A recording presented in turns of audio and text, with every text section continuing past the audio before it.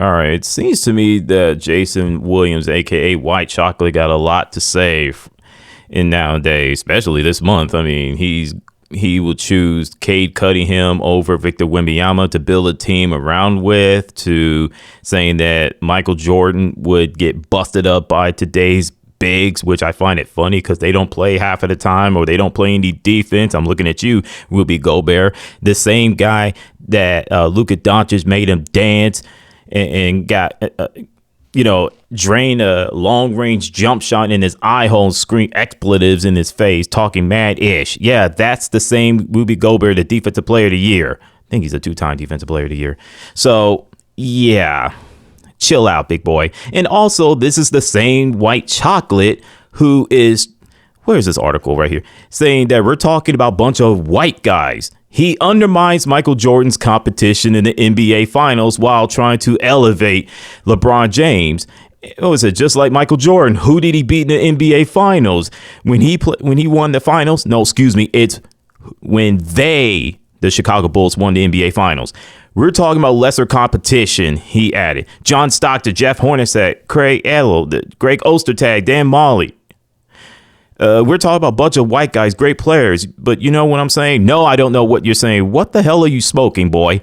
John Stockton is a Hall of Famer. What are you talking about? You're talking about John Stockton like he's just an average NBA player. What? And then he has this, what was it? Where's LeBron James? Oh, LeBron loses. Do you know who he has to go or had to go up against in these finals, bro? They're talking about the Golden State Warriors and the Cleveland Cavaliers. I'm still going to say this. What Michael Jordan went through in the 1990s is brutal compared to what LeBron James went through. If he's the GOAT, like everybody says he is, you would think he would have won 6 or more NBA championships with one team or two teams. The fact that you have to be a ring chaser, it diminishes it by a bit. It diminishes it by a bit, in my opinion. So, and yes, the super team part, that doesn't help you. Okay?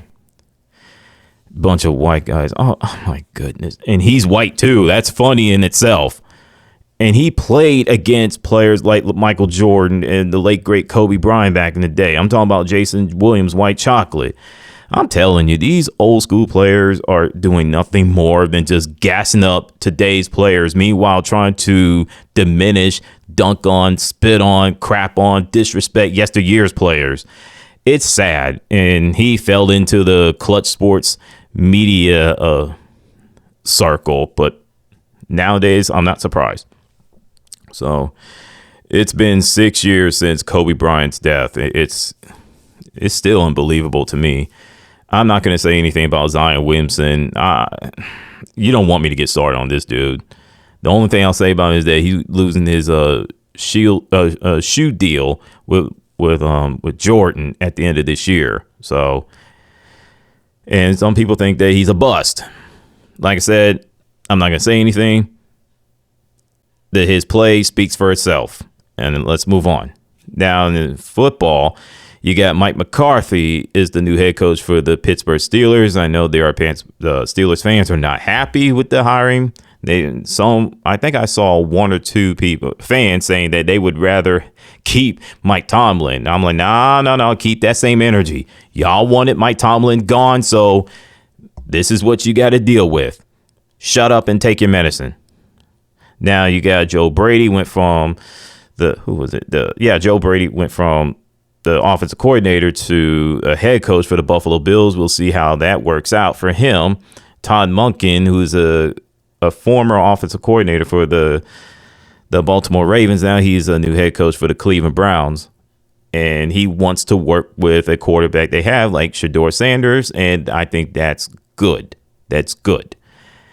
And I heard that the Cleveland sports media are not happy that they want to work with Shedeur Sanders. I'm like, oh, my goodness. I thought here in the Carolina Panthers, I thought that the media, the local media, absolutely split on half with Cam Newton back in the day. I mean, this is Cam Newton 2.0. So this is crazy. But speaking of Cleveland Browns and Shedeur Sanders, he is a Pro Bowler. He was voted by the fans, but as a replacement for over Cam Ward because he got hurt at the last game of the regular season. So, look, congratulations to that young man. I don't know why people are just bashing the living crap out of him. Oh, yeah, because of his stats. And plus, he only played, what was it? He had 6 starts. His stats are not great at all. Okay, I guess. I mean, I look at it. It's not great at all. I give you that. But you're going to crush him. But you're not going to crush the fans who vote for him. And the voting system. Oh, wait, I forgot they crushing the voting system. My bad. They're saying that the Pro Bowls are a joke and this, that, and the third. And my thing is, why y'all are taking it so doggone seriously? Pro Bowl has been nothing but a glorified exhibition since as long as I can remember. Well, looking into Hawaii, those guys took it seriously. It's a exhibition program. It's an exhibition game. Excuse me. My goodness. Got to slow down a bit. Don't take it too seriously. Don't. Damn. So leave Shedeur Sanders be. Quit bashing him all the time. Now you got Bill Belichick is not a first ballot Hall of Famer, and everybody's losing their mind. That's the biggest sports story of this month alone, let alone the biggest sports story in 2026. I believe it has something to do with the Spygate, the Deflategate, what he was as a head coach before Tom Brady got there.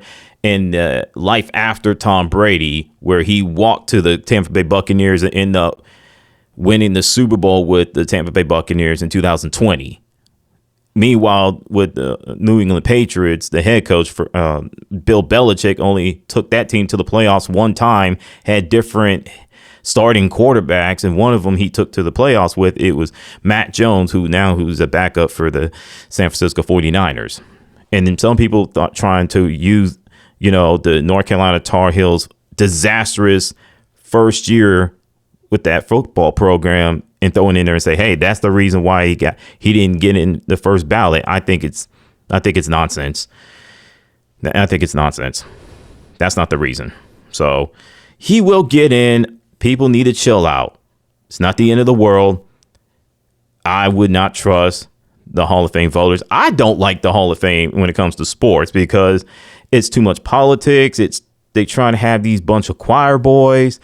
And plus, you just have people just get in, despite the fact you look at them like, do they really deserve to be in there? And don't even get me started with boxing. It is the worst. The worst. You had Sylvester Stallone in a Hall of Fame because of the character he played in the movies, Rocky. And you have referees. I mean, I'm going to leave it alone before I say something I won't be able to take back. Then you have the 2026 dating trend where women and men give their quote unquote reasonable expectations going forward, which I know is going to be unrealistic on both sides. Well, more so with women and men. And then you have the Linda Brown situation, which is a sad one. She's a teacher. She was suffering mental health issues, had panic attacks, according to the husband. And unfortunately, they found her body and people were just saddened for him and the family. And unfortunately, it didn't stop the TikTokers, blaming him, accusing him of something he didn't do. I think it was disgusting. I think it's horrible. Yeah. Nani? I don't know what in the world they were doing to sit there and accuse this guy for something he didn't do. I hope he goes after them mother suckers and just sue the pants off of them. Oh, he needs some milk. That's what he needed to do. And some of them did apologize and took accountability. And I like that. Shout out to them.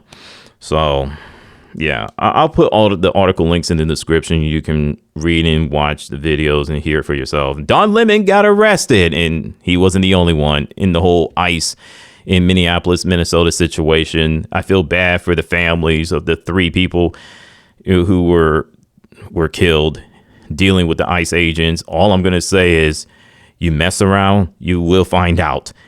Get out the way, stand aside, allow these people do their job. That is not, just don't do it. Don't do it. Don't play with them. I know people say, how dare you? They look, just get out the way, stand aside, and let them do their job. You can protest peacefully without getting violent. I don't think that's what Dr. Martin Luther King Jr. wanted. And Battlefield 6 outsells Call of Duty Black Ops 7. That's awesome. Congratulations to EA and the developing team. Let's see if they can keep things going. Now, I did hear that they were dealing with, withdrawn some of it. So they're trying to get it back. And we'll see what happens with Call of Duty. This is their down year, if you think about it. We'll see if they come back with Modern Warfare 4. Speaking of which, there was a news of Call of Duty coming out of them and saying that Call of Duty Modern Warfare 4 is going to be exactly like Modern Warfare 2022, which I like the online multiplayer a lot. But if that's the case, what's the point of buying a game when I have the Modern Warfare 2022 for the PS4 or the PS5? It makes no sense to go out and buy a game like that if you already have one a few years ago. And with that, throwing on salute.